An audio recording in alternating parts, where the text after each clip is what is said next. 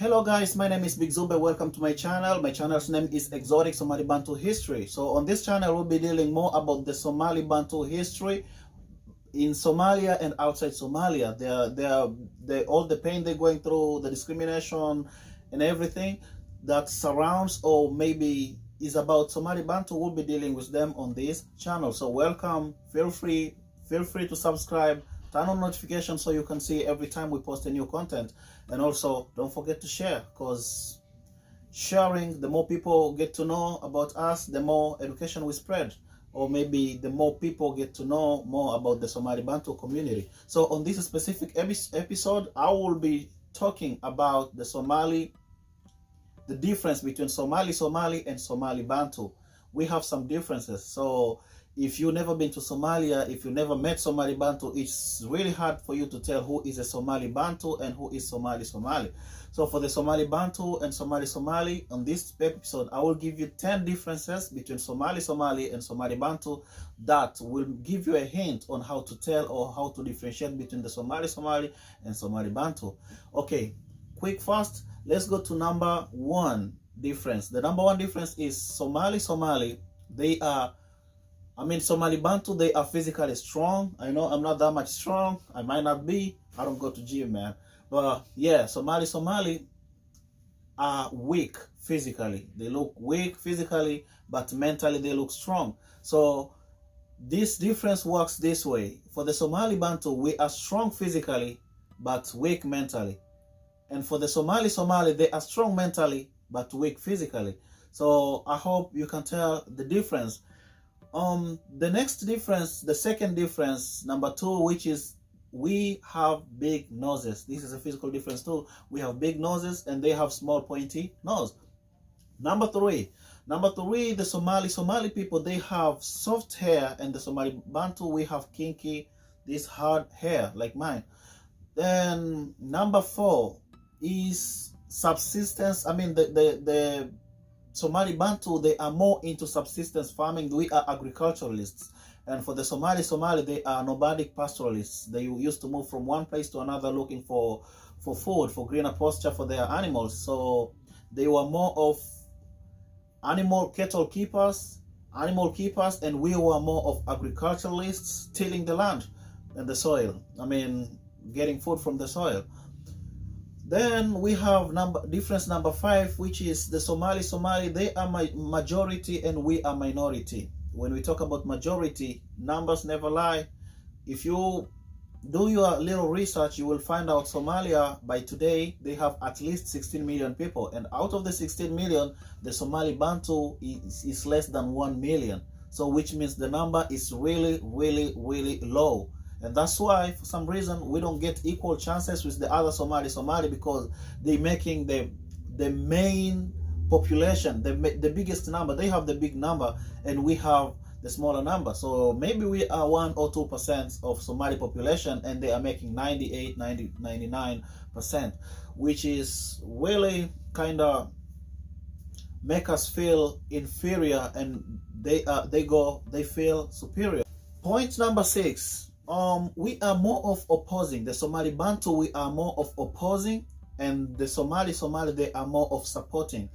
What do I mean by saying that? We, the Somali Bantu, when you see on the previous point was was business and customer.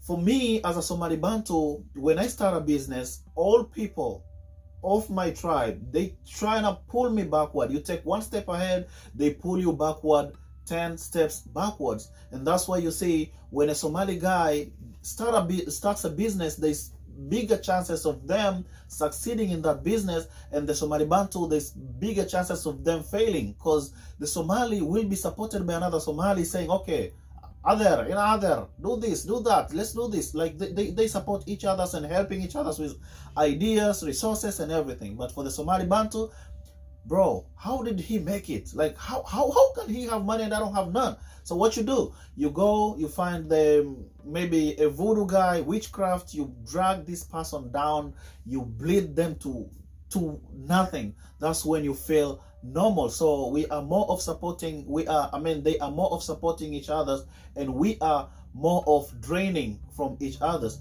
Like if I start a business today, instead of the Somali Bantu friends coming to buy from me, what they do, it's either they buy from other people, but when they need to a date, maybe they need to lend something from me, that's when they come. Okay, help me this, I will pay you in 10 days. But if you say no, you're a bad person. If you say yes, you are the best person ever. So yeah, that's how it works. We always drain energy, we always pull each other's apart. Like you try to start a business, what they do is drag him down. Point number 7, Somalis are more of Somali, they are more of business owners, and the Somali Bantu are more of customers. Somali are more of investors, and we are more of the final consumers. So what we're waiting is, we want them to work hard on something so we can go and be their customers. And this happened in several places, like in the refugee camps where everybody has equal chances, but we end up seeing that the Somali people, they are supporting each other. They have the big shops there, they have taxis, they have everything. So we are the end users, the consumers, and they are the supporters. Since we have the nature of not wanting somebody to move ahead of our kind, so we end up being broke and remain broke as the way we are. Point number 8 is Somalis and Somali Bantu, Somali and Somali Bantu, they have different languages. For the Somali Bantu, is a little bit bigger because we have the Kizigua, there is Maimai, there is Shawele, there is some different subclans. And for the Somali, they have this Somali language. They might have some different pronunciation based on the places they come from, but it's all one language as Somali, and Somali language. Point number 9, or difference number 9, is Somali Bantu, we are less educated. It's rare to find schools in Somali Bantu communities in Somalia, but when you go to Somali communities, they private schools, normal schools, government schools, and they're exposed to the normal, new world and their surroundings. But when you go to the Somali Bantu areas, you will find everything is as it was in 1990. Like we are basically living in a type of world, maybe like we are living 1,000 years ago, and people are 1,000 years ahead. Like the people, my parents left Somalia in 1990s. And since that time till today, in their villages, there is not even one bigger business person who is maybe protruding doing a big business. There's no improvement in infrastructure. There's no improvement in hospital. There's no improvement in education. We are just content on what we are living on that specific day. And that's why at some point the Italians, they called us, people with the kinky hair, OG. OG meaning today. These are people whose minds are thinking of today. They don't see tomorrow. And that's true. I agree with them, because what we see is, if my stomach is full today, I don't have to worry about tomorrow, because tomorrow there's God. We say, whatever God gives me tomorrow, I'm going to take it. So what if God doesn't give you nothing? So you always have to have plan. We are less educated. We have less information about our surroundings, and the Somali people, they are well educated. They have a lot of information about their surroundings. Example on less education. We, the Somali Bantu, are more of agriculturalists. We know agriculture. That's nature. To us, we know agriculture from birth.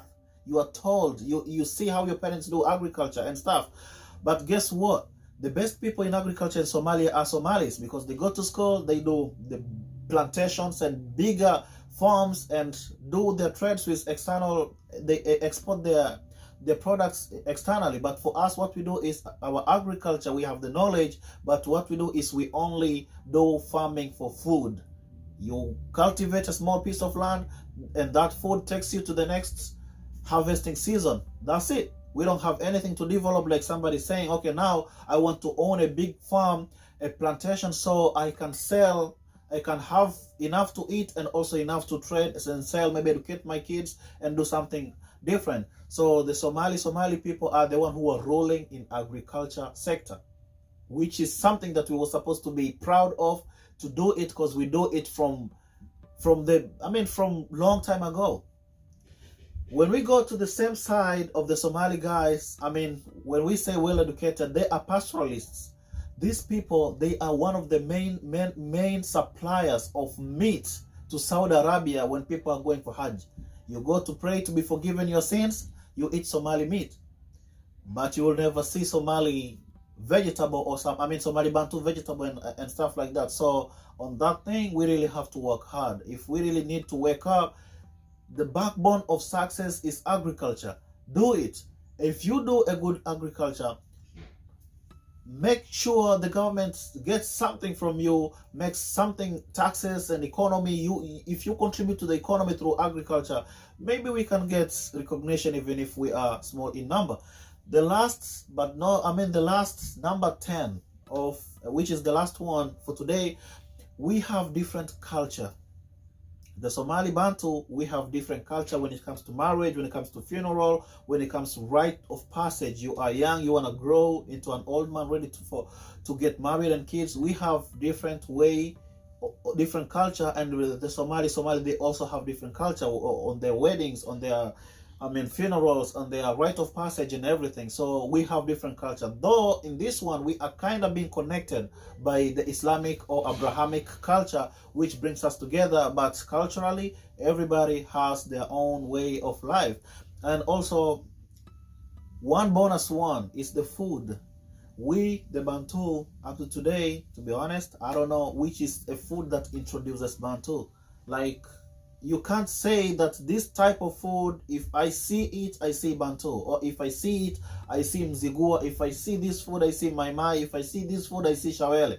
What we see is, everything is obvious. But when you go to the Somali, they have Anjera, Somali Anjera. No matter where you go, no matter what place on earth you are, if they show you, you already know this is Somali Anjera, and that's something originated from them. So anyway, we have the differences, but we're living in the same land, Somalia. Let's keep loving each other. Let's show love to each other. The discrimination will never take us nowhere. Thank you guys for watching. Please come back for the next episode. Please subscribe, share if it is possible, because the more people we reach, the better. And also, don't forget to turn on the notification. That way, if I post anything new, you will be the first person to reach or maybe to watch it. Thank you for watching. See you on the next episode. Bye.